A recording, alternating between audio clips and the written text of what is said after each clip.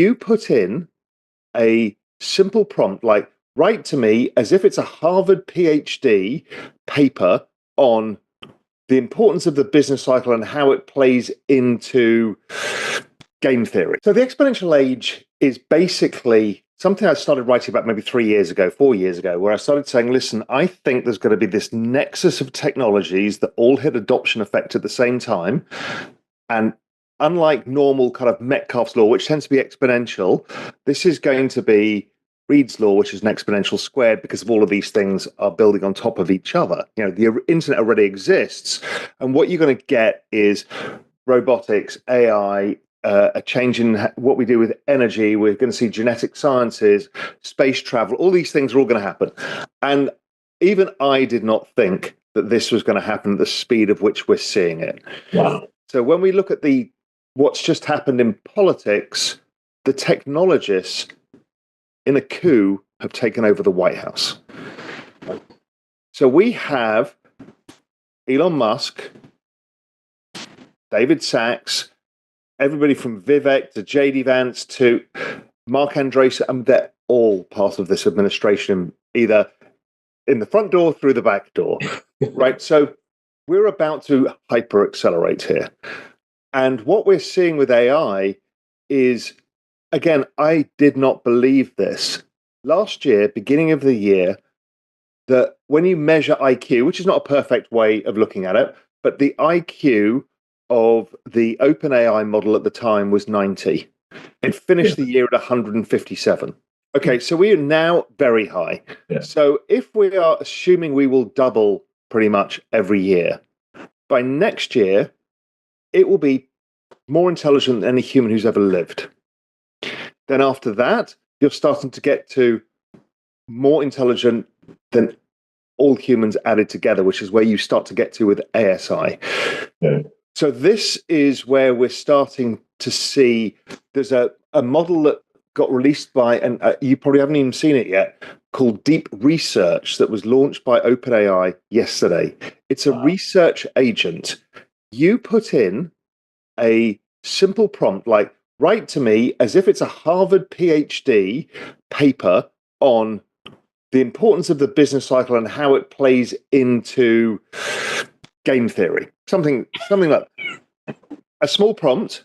It will do you a 10,000 word PhD with all of its references in 20 seconds. Okay, so we're now headed into a world where knowledge is starting to become like water. It becomes free. Because this, you talked about the other model, the DeepSeek model, right? It's just making knowledge cheaper, and that flywheel is going to keep happening. So we've turned one of the scarcest things, something that you and I have made our careers from, which is our knowledge is valuable, to it's all going to zero over time. So it is a enormous disruption it's a civilization level disruption to how things work.